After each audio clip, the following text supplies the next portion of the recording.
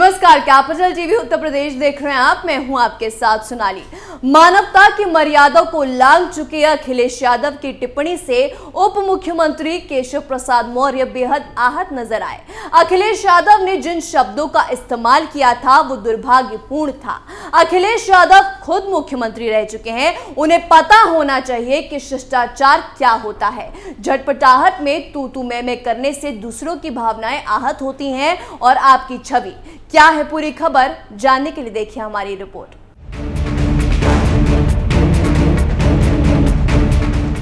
UP विधानसभा budget सत्र के तीसरे दिन यानी बुधवार को सदन में डिप्टी सीएम केशव प्रसाद मौर्य और पूर्व मुख्यमंत्री अखिलेश यादव के बीच तू तड़ाक की भाषा में तीखी बहस हो गई थी। गुरुवार को इस पर डिप्टी सीएम केशव प्रसाद मौर्य ने भावुक होकर कहा कि मेरे पिता नहीं है।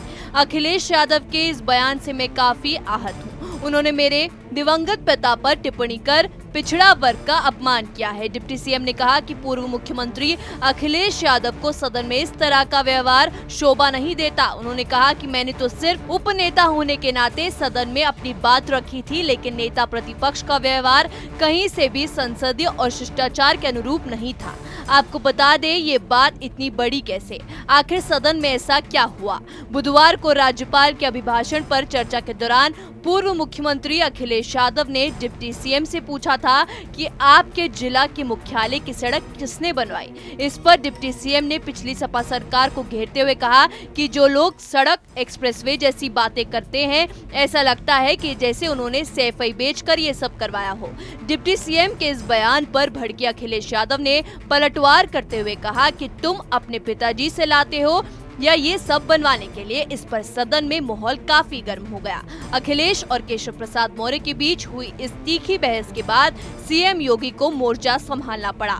सीएम ने कहा कि सदन में अशोभनीय शब्दों का इस्तेमाल किसी को भी नहीं करना चाहिए, सबको अपनी बात रखने का अधिकार है। उन्होंने कहा कि आप भाषा को लेकर असहमति जता सकते हैं, लेकिन सदन में तू मैं नहीं होना चाहिए। सीएम ने कहा कि उप मुख्यमंत्री के प्रति इस तरह की भाषा का प्रयोग नहीं करना चाहिए। हम भी नेता प्रतिपक्ष की बहुत सारी बातों पर आपत्ति कर सकते हैं, लेकिन हमने उन्हें धैर्यपूर्वक ध्यान से सुना, सदन की गरिमा को बरकरार रखा।